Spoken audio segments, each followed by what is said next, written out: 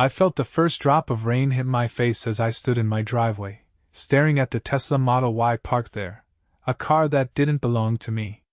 Helena Winters, our HOA president, had once again plugged her electric vehicle into my external outlet that connected to my solar power system. This was the 5th time this month, and my electricity bill was showing it. What made it worse? She had a charging station at her own house. I'm Frank Sanders, former Navy electrician turned solar installation business owner, and I just about had it with Helena's entitlement. My solar grid wasn't some community charging station, it was how I kept my modest 3-bedroom home powered efficiently while showing potential customers what my systems could do. The rain started coming down harder as I approached the sleek white vehicle. The charging cable, my charging cable that Helena had somehow gotten a copy of, was connected firmly to both my outlet and her luxury car. Enough is enough, I muttered, wiping the rain from my face. I'd tried being reasonable. I'd left notes. I'd sent emails. I'd even confronted her directly at the last HOA meeting where she'd smiled condescendingly and said, "Frank, darling, we all need to share our resources in Oak Ridge Estates. Besides, it's just a little electricity." Then she turned to the other board members who nodded in agreement, as if I was being the unreasonable one. What Helena didn't know was that I had installed a smart meter on my system last week that tracked exactly how much power she was stealing, $76.42 worth in just the past 3 weeks. And today, standing in the rain looking at her Tesla parked in my driveway without permission, something in me snapped. I wasn't going to damage her car. I'm not that kind of guy. But I was absolutely going to make her regret treating my property like her personal charging station. I walked into my garage and opened my electrical panel. With a few quick adjustments to my smart system, I programmed a special gift for Helena's Tesla. Then I went inside, made myself a cup of coffee, and waited. The knock on my door came precisely 47 minutes later. "Frank!" Helena's voice was shrill as I opened the door. Her perfectly highlighted blonde hair was plastered to her head from the rain, her designer outfit soaked through. "What did you do to my car?" I took a sip of my coffee. "I have no idea what you're talking about, Helena." Her face reddened. "My Tesla! It won't start, and the computer system is completely locked up. The error message says there was a power surge." I feigned concern. "That's terrible. Have you called Tesla support?" They said the onboard computer detected an abnormal power fluctuation while charging and shut down to protect the systems. "They're sending a tow truck, but it'll cost me $500 just for the diagnostic, not to mention whatever repairs might be needed." She jabbed a manicured finger at me. "You did something to your power outlet." I leaned against the doorframe. "You mean the power outlet you've been using without my permission for weeks? The one attached to my solar system that I installed with my own hands and money? That power outlet?" Her eyes narrowed. "I am the president of this HOA, Frank. I can make your life very difficult. More difficult than stealing my electricity and parking in my driveway without permission? Because that's already pretty difficult, Helena." She took a step back. "This isn't over." "You're right about that," I said, closing the door. What I'd done was simple. I'd programmed my system to detect when something was drawing the specific amount of power that Helena's Tesla required, then instructed it to send a precisely calibrated power fluctuation. Nothing dangerous, but enough to trigger the Tesla's protective shutdown protocols. I hadn't damaged the car at all. I'd just made it impossible for her to use it immediately. The next day, a certified letter arrived from the HOA board. I was being fined $1,000 for tampering with community resources and creating a hazardous electrical situation. The letter was signed by Helena and the other 4 board members. I laughed out loud, then called my buddy Dean, who happened to be a lawyer. "They can't do that," he said after I explained the situation. "Your electrical system is your private property. If anything, you could file charges against her for theft of services." "I don't want to escalate this into legal territory," I said. I just want her to stop stealing my electricity and respect my property. Well, you've got options, Dean replied. But first, document everything. And I mean everything. I took his advice seriously.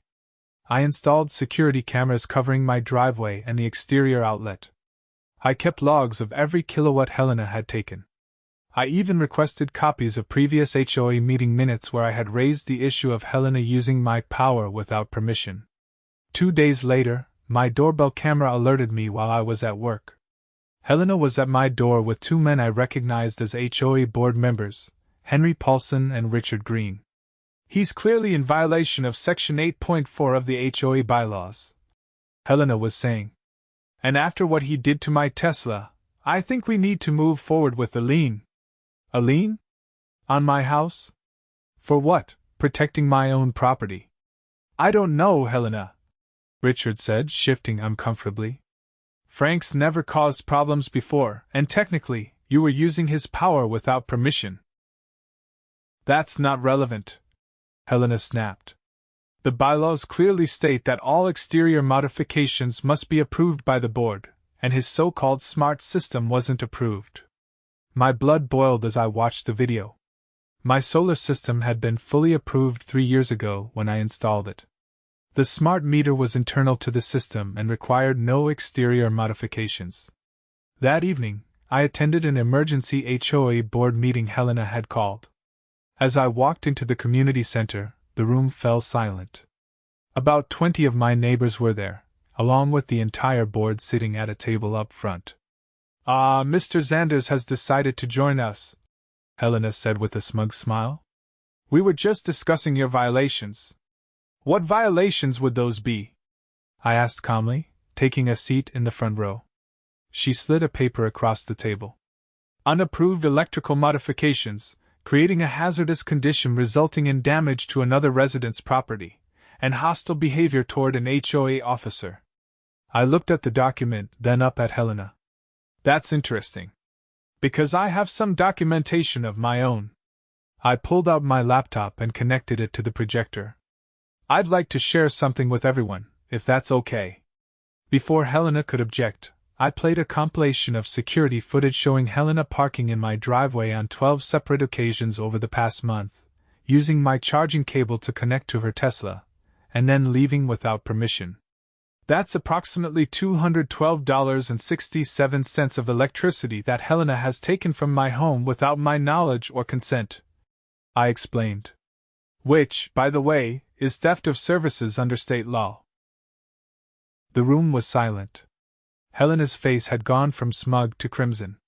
Furthermore, I continued, pulling out another document.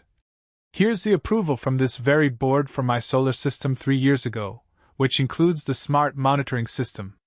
I made no unapproved modifications. I turned to face the room. What I did was program my system to protect itself from unauthorized power draws by shutting down safely, which is exactly what happened.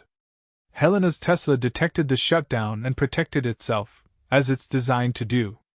No damage occurred to her vehicle, it simply needed to be reset by Tesla service. Several neighbors were nodding. One even gave me a thumbs up. This is ridiculous, Helena sputtered. He deliberately sabotaged my car. Richard cleared his throat. Helena, did you have permission to use Frank's electricity? She blinked. As HOA president, I was merely testing the neighborhood's readiness for expanded EV usage. Several people laughed outright. And why not use your own charging station? Asked Mary Lawson from the back row. You made us all chip in for that fancy community charger behind your house last year. I hadn't even known about that. I turned to Helena with raised eyebrows. That's different, she stammered. That's for guests. The meeting devolved from there. It turned out Helena had been using her position to benefit herself in numerous ways, waiving her own HOA fees, using community funds to landscape her backyard under the guise of a model garden, and even charging her Tesla at multiple neighbors' homes. By the end of the night, the board had voted to rescind all fines against me and to hold an emergency election for a new HOA president. Helena stormed out, threatening lawsuits against everyone. I thought that would be the end of it. I was wrong. 3 days later, I came home to find Helena parked in my driveway again, brazenly using my charger. When she saw me pull up, she simply waved as if nothing had happened. I parked on the street and walked over. Helena, you need to unplug your car and leave. Or what? She asked, examining her manicured nails. Sue me for a few dollars of electricity? Please. This whole neighborhood runs because of me. One word from me to the county commissioner, who happens to be my brother-in-law, and your little solar business will be drowning in permit issues. I stared at her, stunned by the naked threat. Are you seriously threatening my livelihood because I won't let you steal from me? She shrugged. Call it whatever you want. I call it the way things work around here. She looked at her watch. I need another 40 minutes of charge.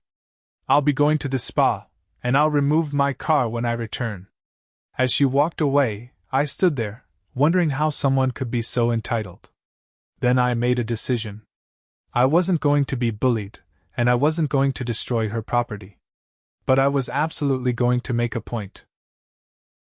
I went inside and made a few calls, first to my lawyer friend Dean, then to a towing company, and finally to the local police non-emergency line to report a trespasser who refused to leave my property.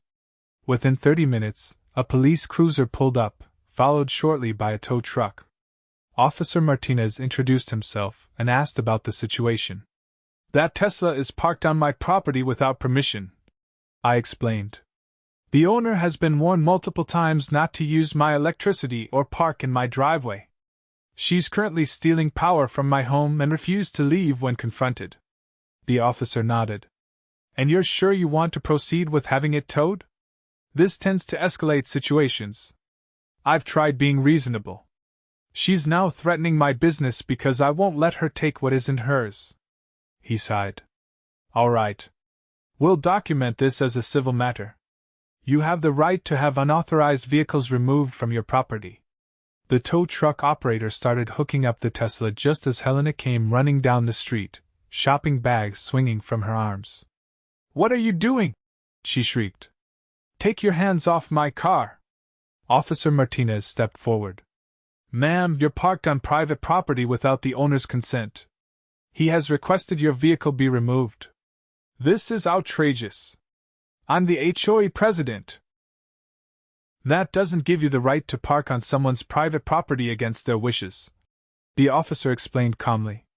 You can either pay the hookup fee to the tow operator now, or you can retrieve your vehicle from the impound lot later, along with their standard fees. Helena looked like she might explode. Frank, you will regret this. I promise you that. I shrugged. Just like I regret trying to be reasonable with you for the past month? I don't think so, Helena. By the way, the tow yard closes at 5 p.m., and it's already 4:15. Her face contorted with rage, but she pulled out her credit card and paid the hookup fee. As the tow operator detached her car, she turned to me one last time. This isn't over. Actually, it is, I replied, handing her a document. This is a formal cease and desist letter from my attorney. Any further trespassing, theft of services, or threats against me or my business will result in legal action. She snatched the paper and stormed to her car, peeling out of my driveway with a screech of tires. I thought I'd finally made my point. But 2 nights later, I was awakened at 2 a.m. by an alert from my security system. Someone was tampering with my exterior electrical box. I pulled up the camera feed on my phone and couldn't believe what I was seeing. Helena, dressed in black, was attempting to access my electrical panel with what looked like a screwdriver. I immediately called 911, then threw on some clothes and went outside, staying at a safe distance. Helena, I called out. The police are on their way. Step away from the electrical panel. She jumped and spun around, the screwdriver clutched in her hand. This is HOA property. I'm conducting an inspection. At 2 a.m.? With no notice? While dressed like a cat burglar? I don't think so. Her eyes were wild. You've turned everyone against me.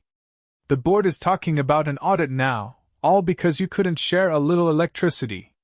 "Helena, you're trespassing and attempting to tamper with electrical equipment. This is dangerous and illegal.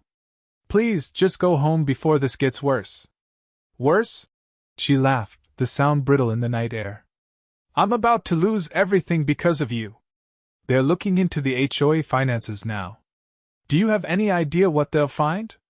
That's when I realized this had never been about the electricity at all. Helena had been using her position for financial gain, and my standing up to her had inadvertently started unraveling her schemes. The police arrived minutes later, taking Helena into custody despite her protests about being the HOA president. As they put her in the cruiser, one of the officers examined my electrical panel. "Looks like she was trying to disconnect your main line," he said. "Could have been dangerous, especially if she didn't know what she was doing." I shook my head. "I just wanted her to stop using my electricity." "Well, it seems like you uncovered something bigger," he replied. "We've had complaints about this HOA before, but nothing concrete until now." In the weeks that followed, the full story emerged. Helena had been embezzling from the HOA accounts for years, using the money to fund her lifestyle, including the Tesla. She'd been targeting my electricity because her own power had been limited due to unpaid bills, and she couldn't charge at home without raising suspicions about her finances. The community charger that neighbors had mentioned? It didn't exist. The money allocated for it had gone straight into Helena's pocket. She was charged with embezzlement, attempted vandalism, trespassing, and theft of services. Most of my neighbors apologized for not believing me sooner, and a new HOA board was elected, one that promised transparency and fairness. 6 months later, my solar business was thriving. I'd even been hired by several of my neighbors to install systems for them, inspired by how mine had performed, and how it had helped expose Helena's schemes. As for the Tesla? It was impounded when Helena was arrested, and eventually sold at auction to cover some of the money she owed the HOA. I didn't buy it. I had no interest in owning something that reminded me of that ordeal. But I did install a new, public charging station at the community center, properly approved by the new HOA board and paid for by community funds that were now being properly managed. The best part? I programmed it to display the user's name and usage on a digital board for complete transparency. No more stealing electricity in the shadows. Sometimes when I drive past the community center and see people using the charging station, paying their fair share through the automated system I designed, I think about Helena. I never set out to destroy her, but by standing up for myself, I exposed the corruption that she had created. My small act of petty revenge, making her Tesla shut down when she stole my electricity, had led to justice for the entire neighborhood. And that was worth far more than the $212.67 she'd stolen from me.